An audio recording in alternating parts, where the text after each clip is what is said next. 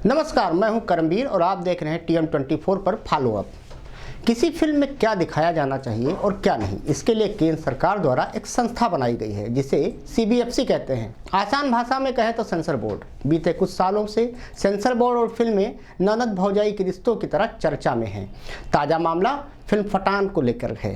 तकरीबन 4 साल बाद फिल्मी पर्दे पर वापसी कर रहे शाहरुख खान की आने वाली फिल्म पठान में दीपिका पादुकोण और SRK के एक गाने बेशर्म रंग पर साल के अंत तक देश भर में जमकर विरोध प्रदर्शन देखा गया। हालांकि विरोध को देखते हुए सेंसर बोर्ड की ओर से फिल्म और उसके गाने के मेकर्स को कुछ जरूरी बदलाव करने के सुझाव भी दिए गए हैं। जरूरी बदलाव किए जाने के बाद ही फिल्म को सर्टिफिकेट दिया जाएगा। फिल्म 25 जनवरी 2023 को रिलीज होने जा रही है। फिल्म के गीत बेशर्म रंग से नाखुशी जताने वाले और इसमें बदलाव की मांग करने वाले लोगों में मध्य प्रदेश के गृह मंत्री नरोत्तम मिश्रा और विश्व हिंदू परिषद जैसे संगठन शामिल हैं। मध्य प्रदेश उलेमा बोर्ड ने भी फिल्म का इस्लाम को गलत तरह से पेश करने के लिए प्रतिबंध की मांग की है। फिल्म निर्माताओं ने पिछले सप्ताह इसका एक और गीत जो पठान भी जारी किया था। हम बात अभिव्यक्ति की आज़ादी की करते हैं। दुनिया भर में कहा जाता है कि भारत में अभिव्यक्ति की सबसे ज़्यादा छूट मिली हुई है। बावजूद इसके कभी धर्म तो कभी मोरल पुलिसिंग के नाम पर फिल्मों पर सेंसर बोर्ड की कैंची चल ही जाती है, जिसके बाद कई बार सेंसर बोर्ड में नियुक्तियों से लेकर कामकाज तक पर उंगलियां उठती रही हैं। आइए जानते हैं कि सेंसर बोर्ड किसी फिल्म को बैन कर सकता है कि नहीं। सेंसर बोर्ड किसी फिल्म को बैन करे या ना करे, इसके लिए कुछ चीज़ों का भारत सरकार ने निर्धारण किया है। वह किसी फिल्म को सर्टिफिकेट देने से मना कर सकता है। बिना सर्टिफिकेट के कोई फिल्म रिलीज नहीं हो सकती। सरकार के मुताबिक 2014 में 6 फिल्मों को सेंसर बोर्ड ने सर्टिफिकेट देने से मना किया है। 2014-15 में 1, 2016-17 में 2, 2018-19 में 2 और 2019-20 में 1 फिल्म को सर्टिफिकेट नहीं दिया गया था। किसी भी फिल्म को थिएटर में रिलीज होने से पहले central board of India certificate से इजाज़त लेनी होती है। यह एक वैधानिक संस्था है। जून 1983 तक इसे सेंट्रल फिल्म सेंसर बोर्ड के नाम से जाना जाता था। यही वजह है कि अभी भी इसे आम भाषा में सेंसर बोर्ड ही कहते हैं। यह संस्था सूचना एवं प्रसारण मंत्रालय भारत सरकार के अंतर्गत काम करती है। इसका काम फिल्मों को उनके कंटेंट के हिसाब से सर्टिफिकेशन देना है।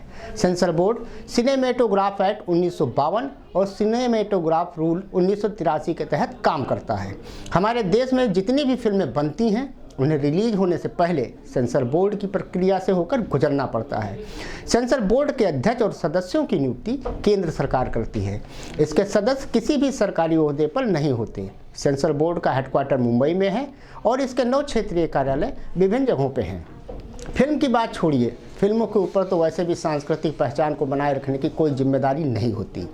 उनका मकसद सिर्फ लोगों का मनोरंजन करते हुए ज़्यादा से ज़्यादा मुनाफा कमाना होता है। दिलचस्प बात यह है कि ढोंगी, साधु, संत इसी भगवा को पहनकर हर तरह के कुकर्मों में शामिल रहे हैं। कई तो जेल की हवा खा रहे हैं। जिनकी लंबी चौड़ी फहरिस्त है, उनका क्या?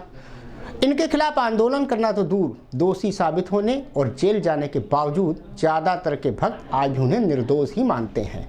आम आदमी पार्टी नेता और राज्यसभा सांसद संजय सिंह ने पिछले दिनों राजधानी लखनऊ में एक कार्यक्रम के दौरान भाजपा पर निशाना साधते हुए कहा कि पिछले कई दिनों से टीवी चैनल पर सिर्फ यही चर्चा हो रही है कि भगवा कपड़े पहनकर फिल्मों में कैसे डांस हो गया।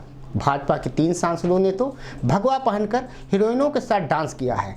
इस पर कोई कुछ नहीं बोल रहा है। संजय सिंह इतने तक में ही नहीं रुके।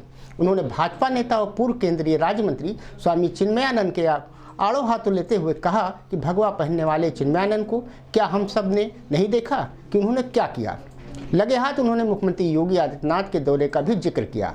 उन्होंने कहा, भगवा कपड़े पहनकर घूमने वाले मुख्यमंत्री योगी आदित्यनाथ जब एक जिले में गए तो वहां शौचालय पर भगवा रंग कर दिया गया। क्या यह भगवा का अपमान नहीं है? कुछ इसी तरह बीते दिनों तृणमूल कांग्रेस के प्रवक्ता रिजू दत्ता ने केंद्रीय मंत्री स्मृति ईरानी का एक पुराना वीडियो शेयर करते हुए ट्विटर पर लिखा कि बेशर्म रंग में भगवा रंग की बिकनी के लिए शाहरुख दीप का बहिष्कार करने वाले बायकॉट स्क्वाड के नफरत फैलाने वाले बेवकूफ़ों को तत्काल स्मृति ईरानी का बहिष्कार करने की ज़रूरत है, क्योंकि उन्होंने साल 1998 में भगवा बिकनी पहनी थी, लेकिन अब वह एक केंद्रीय मंत्री हैं। उन पर कार्यवाही क्यों नहीं?